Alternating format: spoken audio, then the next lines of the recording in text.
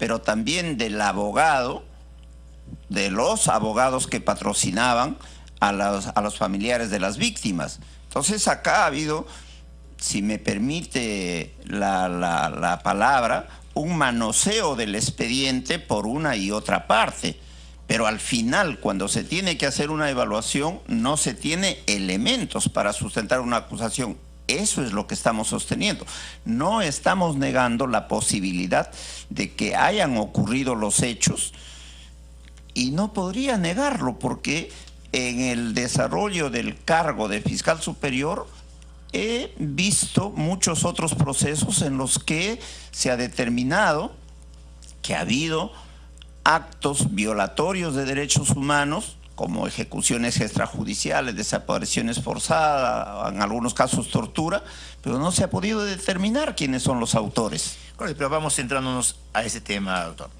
Mediante oficio número 2006-600025 de fecha 4 de septiembre de 2006, la juez a cargo de la instrucción, la doctora Miluska Cano, solicitó al director del programa de televisión Cuarto Poder copia del reportaje propalado el 3 de septiembre de 2006, que daba cuenta de las presuntas injerencias que se estarían realizando sobre el testimonio de algunos de los testigos en el proceso seguido contra Ollanta Humala.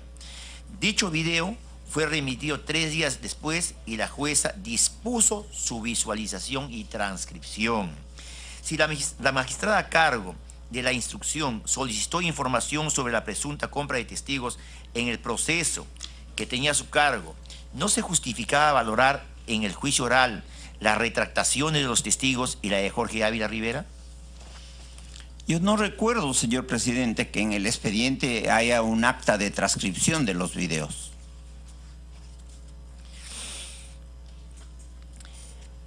Para que nos diga,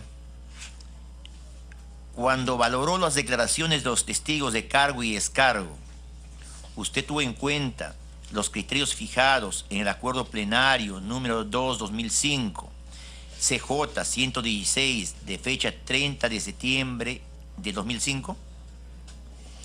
Indudablemente que para hacer el trabajo de evaluación de la instrucción se tiene en cuenta la jurisprudencia que proviene de las resoluciones de la Sala Suprema y de los acuerdos plenarios. E inicialmente le decía, el Ministerio Público en este caso ha emitido una opinión sosteniendo que no hay mérito suficiente para pasar a juicio oral, pero eso está convalidado por otros magistrados que igualmente deben tener en cuenta dichos acuerdos. La Sala Penal, compuesta por 3 magistrados, la Fiscalía Suprema y la Sala Penal Suprema, compuesta por 5 magistrados. Le pregunto esto, doctor, porque usted no aplicó esos criterios, según nuestro análisis, no solo porque no se menciona expresamente en el dictamen, sino porque tampoco se menciona su contenido, es decir, la definición de dichos requisitos. Para que nos diga, si en el acuerdo plenario número 2/2005 CJ se establece como criterio que el cambio de versión del testigo no necesariamente lo inhabilita para su apreciación judicial, ¿por qué se dio valor probatorio a la segunda versión de Jorge Ávila en desmedro de su primera declaración? No se le da valor probatorio pleno. Lo que yo estoy sosteniendo, señor presidente, es que la valoración en conjunto no permite hacer un dictamen acusatorio. Pero lo que define no es solo la declaración de Jorge Rivera Ávila, que es una declaración que la hace como agraviado, sino es las demás declaraciones que en un primer momento se toman como elementos para corroborar las imputaciones que se formulan y que después van contradiciéndose. Pero no es solo tampoco la rectificación que hacen los testigos. Hay otros casos de inconsistencia. Por ejemplo, los mismos familiares habían formulado una denuncia anteriormente señalando a otro capitán Carlos como el autor de este delito específicamente. Hay otra inconsistencia.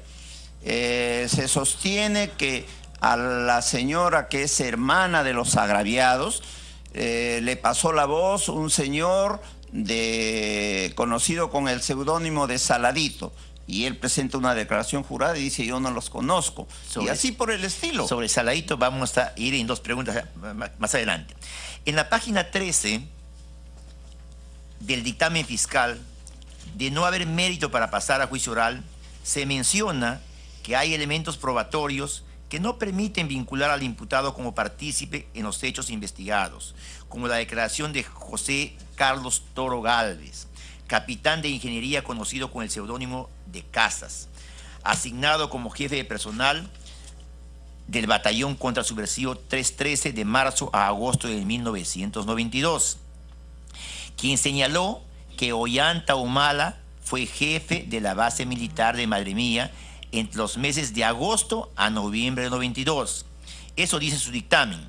Sin embargo, en la misma declaración, cuando a José Carlos Toro Gálvez se le preguntó que el capitán Ricardo Falconi Álvarez había declarado que relevó a Ollanta Humala como jefe de la base militar de Madre Mía el 22 de julio de 1992, Toro Gálvez señaló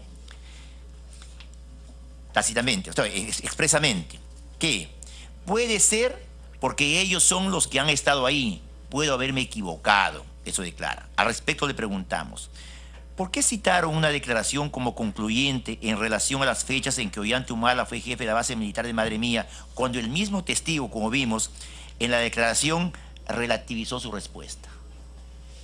Porque le reitero que la valoración se hace integralmente, no es de una sola declaración.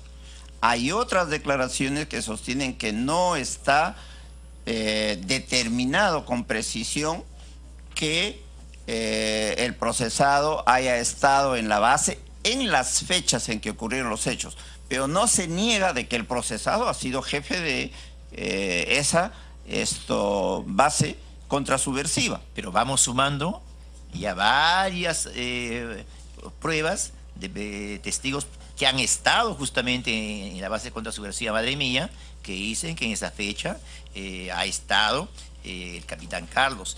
Y personas como Toro Gálvez, que habían señalado en su momento lo contrario, relativizan finalmente esa declaración.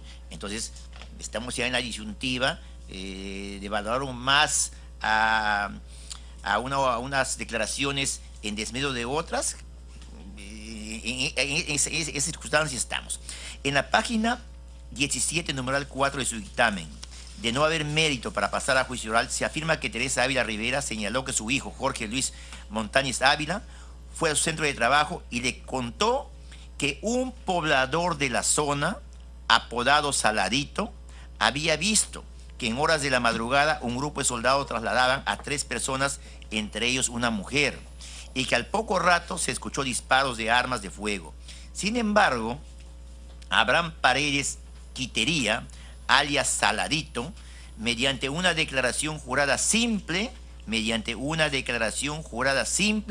señaló no conocer a Teresa Ávila Rivera ni a su hijo Jorge Luis Montañez, y que nunca vio a los soldados llevarse a 3 personas ni escuchó disparos.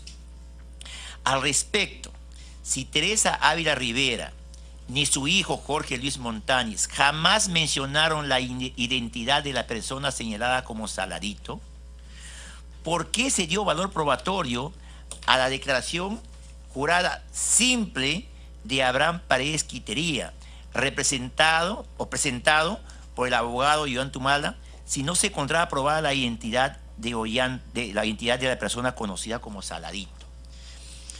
Es un elemento probatorio que aparece en el expediente. Yo sigo sosteniendo, nosotros valoramos lo que está en el expediente, no tenemos contacto con la realidad. Claro, pero mire, ustedes van desvirtuando todo lo que favorecía a Ollanta Humala Tazo y todo lo que no lo valora, y esto sí es de Ripley. ¿Cómo es posible que hablan de un Saladito?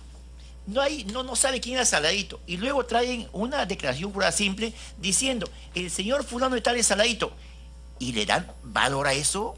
¿Les consta que esa persona, ese alias de Saladito, pertenecía al nombre de esta persona? Esto en realidad, sí, pues, es algo que nos deja mucho que pensar. ¿Por qué ustedes determinaron que esta persona era Saladito? Con el mismo criterio que usted señala, señor presidente, ¿cómo creer en que efectivamente existe una persona que es Saladito? Pero claro, pero ustedes le dan valor a esto. Entonces, caso, no era que le den valor a ningún lado. O sea, usted está acá en una contradicción. Entonces, pero sí le dan valor, digamos, a lo que favoreció a Ollanta, pero no, en todo caso, no era que le den valor a ninguno de los dos casos. Pero no es un caso que está definiendo la naturaleza del dictamen acusatorio. Doctor, es un elemento que se está sumando a otros elementos que están reseñados en el expediente. Doctor, no sé si nos... Bueno, acá por lo menos los congresistas, y imagino que están viendo, nos estamos dando cuenta de algo claro, de que sí, pues, o sea, todo lo que favorece a Ollantuma los testimonios, lo valoramos. Lo que no, no. Y esto es gravísimo. O sea, cuando la parte de los agraviados dicen que hay un Saladito que dice efectivamente que ha visto que le sacan a los familiares y dan ese testimonio, no le dan valor. ¿Por qué? Porque hay una declaración jurada simple de alguien a quien le consta que este Saladito era esta persona. A nadie, doctor. Y sin embargo, lo valoran.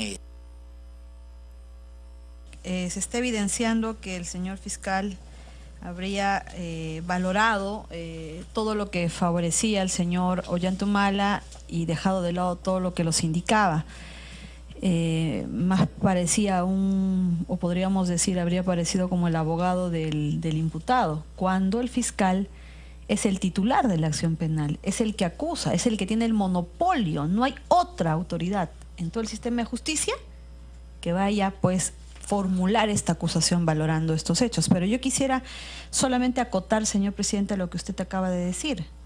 Si existía este tipo de documentos que finalmente le da valor, era, ¿no?, urgente, necesario, inevitable acusar, porque al momento de acusar, al momento de iniciarse el juicio oral, se ofrecen a nuevos testigos. Y ese pudo haber sido el momento para que se ofrezca a este testigo y se pueda llamarlo a juicio oral y verificar básicamente su identidad. Que hasta esa fecha, ¿quién nos garantiza que ese señor era Saladito? Si es una declaración jurada simple, totalmente simple, señor presidente. Sí es. ¿Y si lo hicieron los abogados y si falsificaron la firma? Muchas gracias, señor presidente. Gracias, congresista. Con fecha 3 de octubre del año 2017, ante el cuarto juzgado penal supraprovincial, se realizó la diligencia de confrontación entre el procesado Ollantuma Tasso y la testigo Teresa Ávila Rivera. Al respecto le preguntamos, ¿no era necesario realizar dicha diligencia en un juicio oral si se tiene en consideración la firmeza en la sindicación de la testigo, que el procesado era conocido como el Capitán Carlos y que en junio de 1992 estuvo como jefe de la base militar Madre Mía? Señor presidente, para que se dé ese supuesto, tendría necesariamente que haberse formulado acusación, y lo que nosotros estamos sosteniendo es que no habían elementos para sustentar una acusación. El Ministerio Público, es verdad, es el titular del ejercicio de la acción penal, único, exclusivo. No hay otra autoridad que tenga facultad para investigar, pero el Ministerio Público, por principio legalmente establecido, actúa con objetividad y tiene en cuenta tanto los elementos de cargo cuanto los elementos de descargo. Y finalmente, un dictamen no tiene fuerza vinculante. Un dictamen del Ministerio Público no le obliga a los miembros de la sala a resolver de determinada manera. He señalado que la sala tenía 3 posibilidades y ha optado por la posibilidad de dictar el auto de sobreseimiento. Para que nos diga, si las pruebas de cargo evidenciaban que Ollantuma Tasso era el conocido como Capitán Carlos y que fue jefe de la base contrasubversiva de Madre Mía en junio de 1992, además de que existían las imputaciones directas contra él como responsable de los delitos que se le atribuían. Una vez más, no era razonable pasar a la etapa del juicio oral.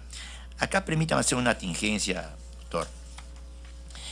A la luz de las pruebas existentes, testimonios a favor y en contra de la responsabilidad penal de Ollantumala,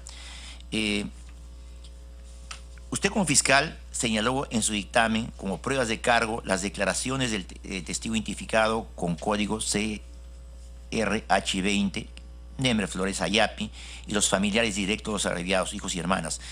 Pero, ¿por qué se omitió las declaraciones del capitán Ricardo Falconi Álvarez, del teniente Fortunato Pérez Rodríguez, del capitán Ignacio Trauco Rojas, del soldado Julio Chota Vázquez y de Elizabeth Treyes Gómez, todos coincidentes en señalar que Humala fue jefe de la base militar de Madre Mía en junio 22 de 1992 y era conocido como el capitán Carlos? Ya no es un hecho aislado, una declaración, son varias declaraciones que coincidentemente señalan lo mismo. Señor presidente, no es si fue jefe o no de la base de contrasubversiva de Madre Mía. Eso no es lo que está en investigación. No. Lo que está en investigación es si la persona procesada ha cometido los actos que se le está imputando, que son tortura, desaparición forzada, asesinato. Y a ese respecto también hay indicaciones directas. Yo ya, por el momento concluyo con estas preguntas. Tiene la palabra la congresista Jenny Vilcatoma. Muchas gracias, señor presidente. Yo quisiera reiterarle la pregunta a nuestro invitado, señor presidente, para que nos pueda decir de manera muy concreta cuál es la razón por la que no formula acusación contra el señor Ollantumala. Porque de manera categórica, en su dictamen, afirma que no hay elementos de convicción. Y por otro lado, nos dicen que existen inconsistencias. En primer lugar, quisiera que nos diga cuál es la razón, ¿no?, por la que no se formula acusación al señor Ollantumala.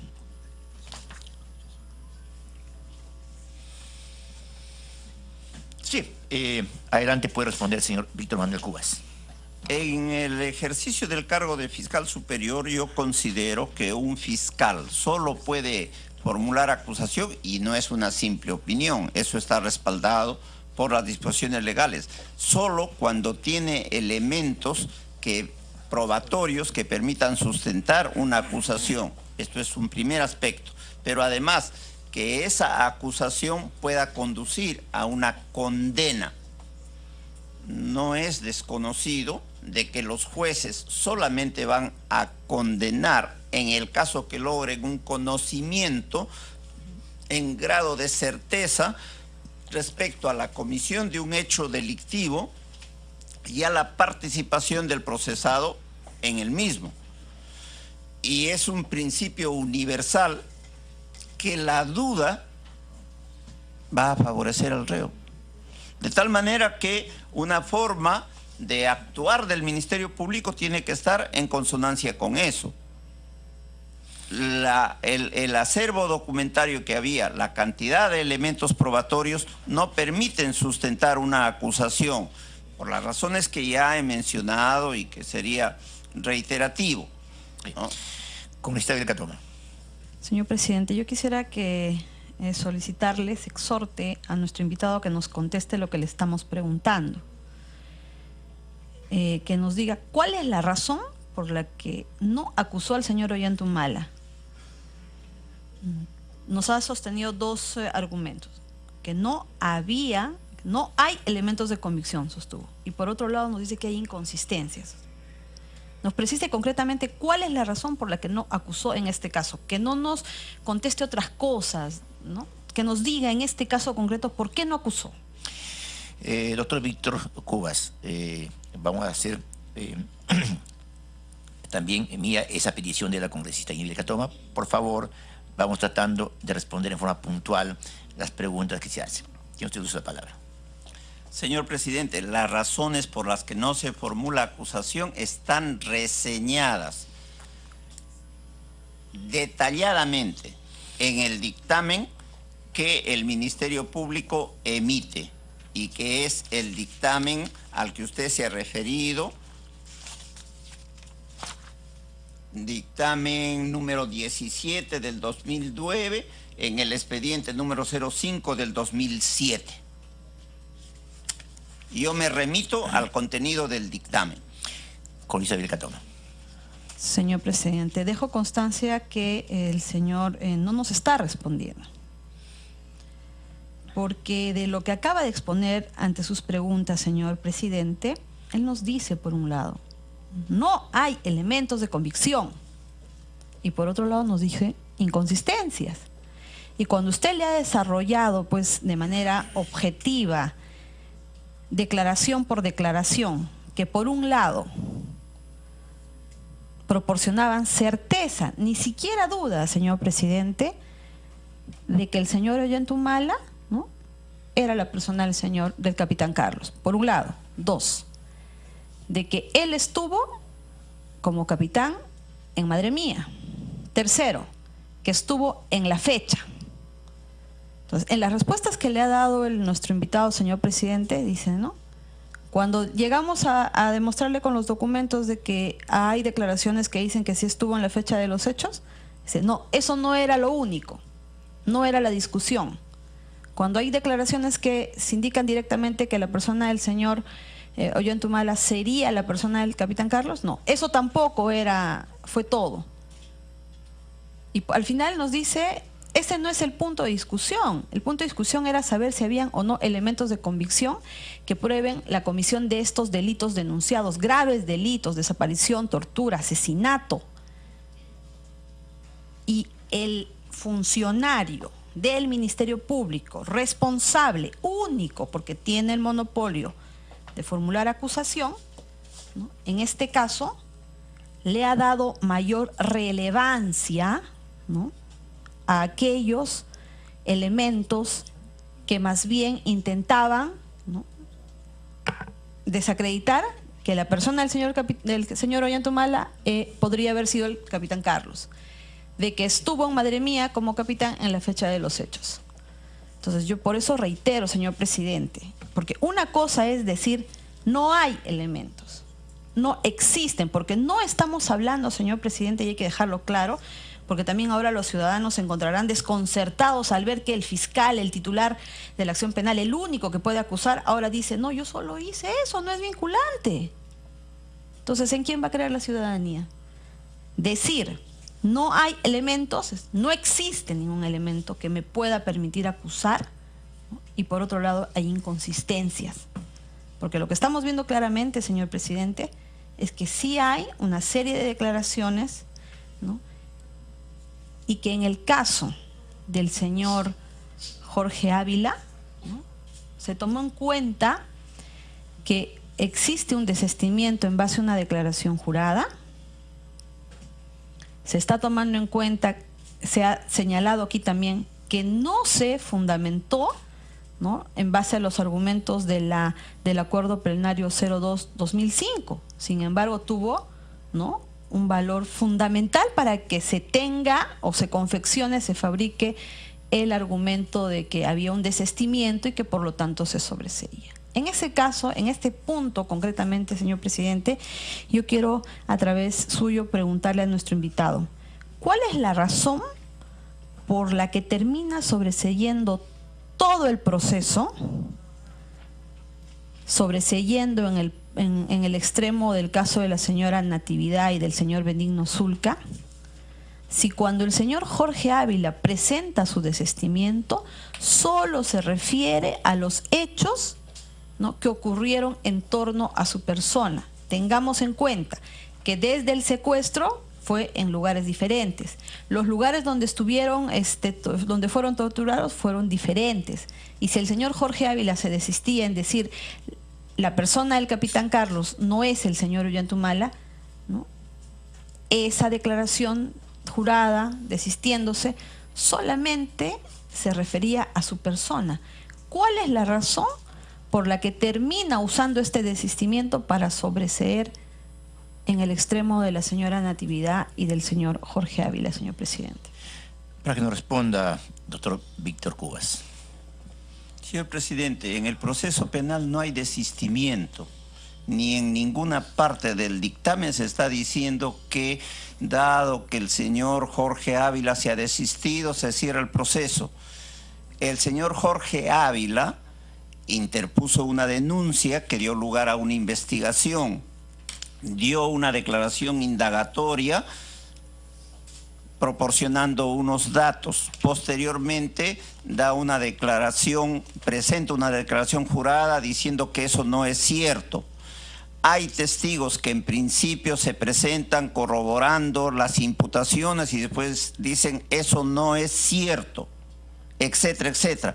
Cuando yo digo hay inconsistencias es porque de las declaraciones no se puede sacar una línea coherente acerca de la ocurrencia de los hechos.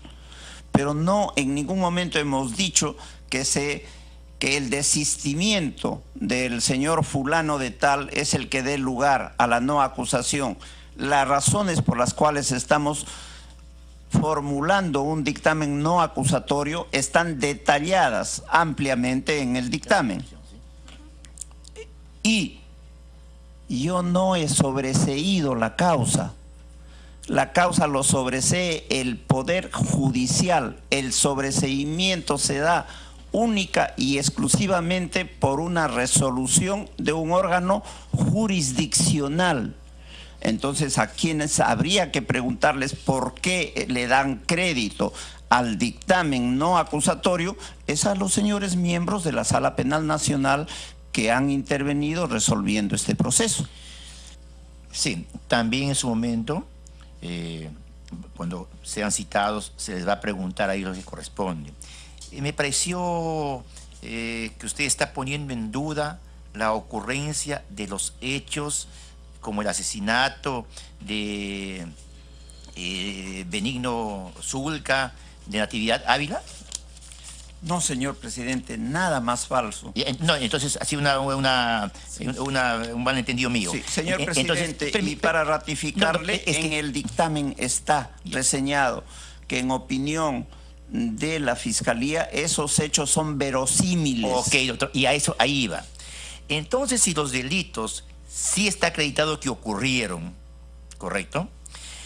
Y hay testimonios que dicen que Ollantumala era el capitán Carlos y estaba como jefe en esa base contrasubversiva.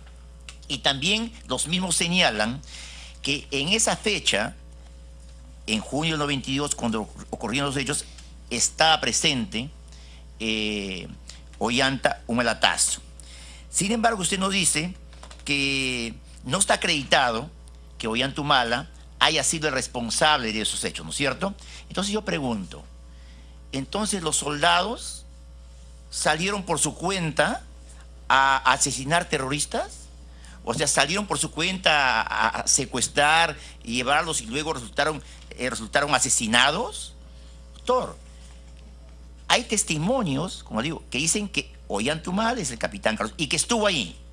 Ahora, si ya dicen pues que no hay verosimilitud, que no está establecido que Ollanta sea el responsable, entonces lo que queda pensar es en todo caso, entonces los soldados por su cuenta salieron sin que Ollanta esté enterado.